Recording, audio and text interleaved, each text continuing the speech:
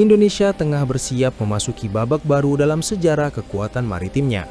Setelah puluhan tahun mengandalkan fregat, korvet, kapal selam, dan kapal pendarat, kini perhatian publik tertuju pada satu kapal yang selama beberapa bulan terakhir menjadi perbincangan hangat.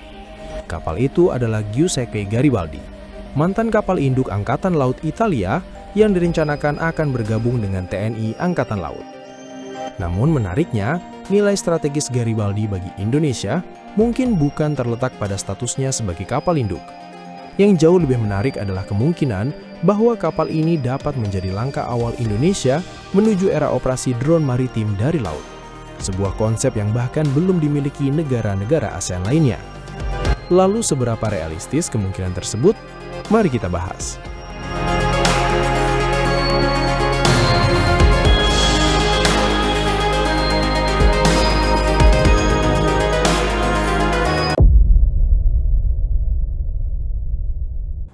Giuseppe Garibaldi bukanlah kapal biasa.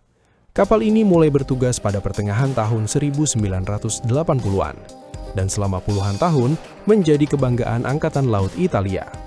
Dengan panjang sekitar 180 meter dan bobot penuh lebih dari 13.000 ton, Garibaldi dirancang sebagai kapal induk ringan yang mampu mengoperasikan helikopter serta pesawat tempur lepas landas pendek dan mendarat vertikal atau VSTOL.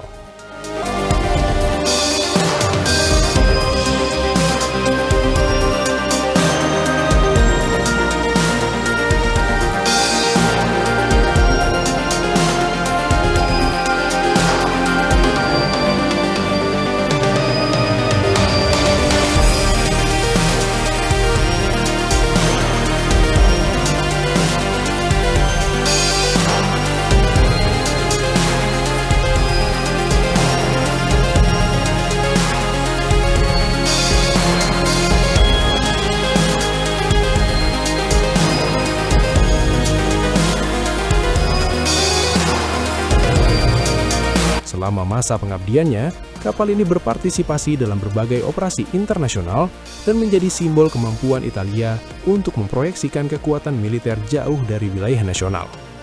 Di atas dek kapal inilah, pesawat tempur AV-8B Harrier menjalankan berbagai misi selama puluhan tahun. Bahkan bagi banyak pengamat militer, kombinasi Garibaldi dan Harrier merupakan salah satu ikon kekuatan laut Eropa setelah berakhirnya Perang Dingin. Namun zaman berubah.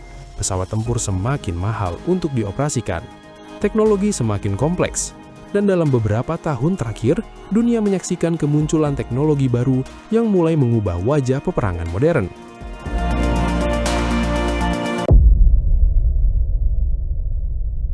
Teknologi tersebut adalah drone.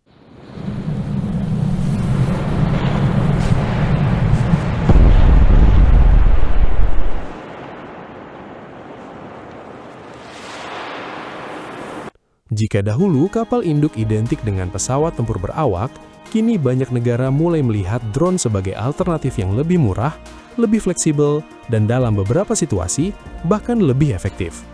Perang di Ukraina, konflik di Timur Tengah, hingga berbagai operasi militer modern menunjukkan bahwa drone bukan lagi sekedar alat pengintai. Drone kini mampu melaksanakan pengawasan, pengintaian, penargetan, peperangan elektronik, hingga serangan presisi jarak jauh. Karena itu muncul sebuah pertanyaan menarik. Apakah masa depan kapal induk akan tetap diisi pesawat tempur berawak atau justru beralih kepada drone? Salah satu negara yang mencoba menjawab pertanyaan tersebut adalah Turki. Awalnya TCG Anadolu dirancang untuk mengoperasikan pesawat tempur F-35B.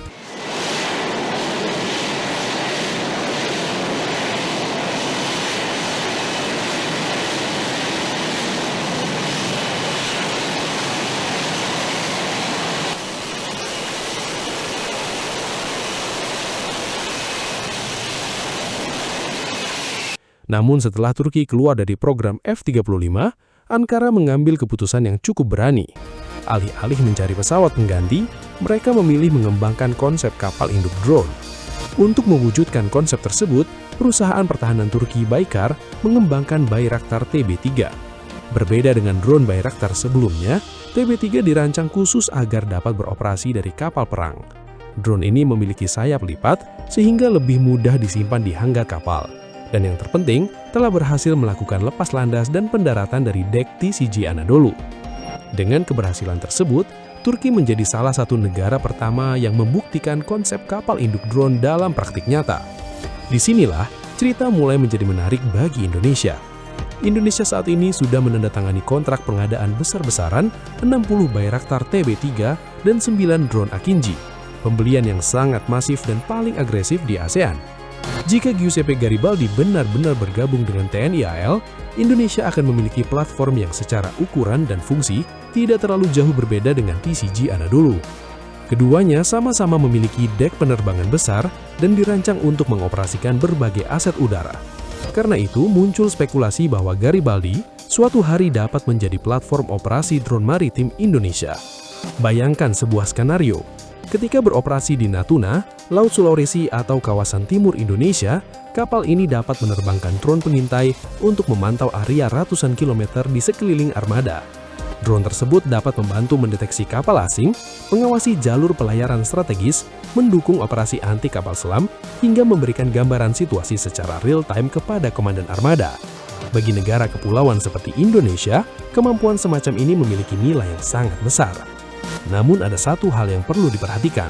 Dalam beberapa diskusi, nama lain yang sering muncul adalah Bayraktar Kizilelma. Kizilelma merupakan drone tempur jet generasi baru yang juga dikembangkan oleh Baykar. Drone ini dirancang khusus untuk membawa persenjataan yang lebih berat dan memiliki performa yang jauh lebih tinggi dibanding TB3. Bahkan sejak awal pengembangannya, Kizilelma sejak awal disebut-sebut dirancang agar dapat mendukung operasi dari kapal induk ringan seperti Anadolu. Namun disinilah kita perlu berhati-hati.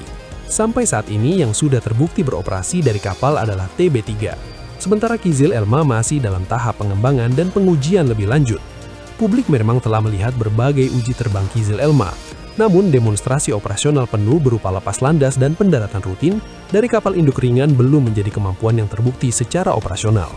Artinya, jika suatu hari Indonesia mengoperasikan Garibaldi sebagai kapal induk drone, maka TB3 saat ini merupakan kandidat yang lebih realistis dibanding Kizilelma, setidaknya berdasarkan bukti yang sudah dapat kita lihat hari ini. Karena itu, ekspektasi publik juga perlu disesuaikan. Jangan membayangkan bahwa begitu Garibaldi tiba di Indonesia, kapal tersebut langsung berubah menjadi kapal induk drone modern yang siap mengoperasikan berbagai jenis pesawat tanpa awak. Proses tersebut membutuhkan waktu, mulai dari modernisasi kapal, integrasi sistem, pelatihan awak, pengembangan doktrin operasi, hingga pengujian berbagai platform udara yang akan digunakan. Semuanya memerlukan investasi, pengalaman, dan proses belajar yang tidak singkat. Namun justru disitulah nilai terbesar Giuseppe Garibaldi.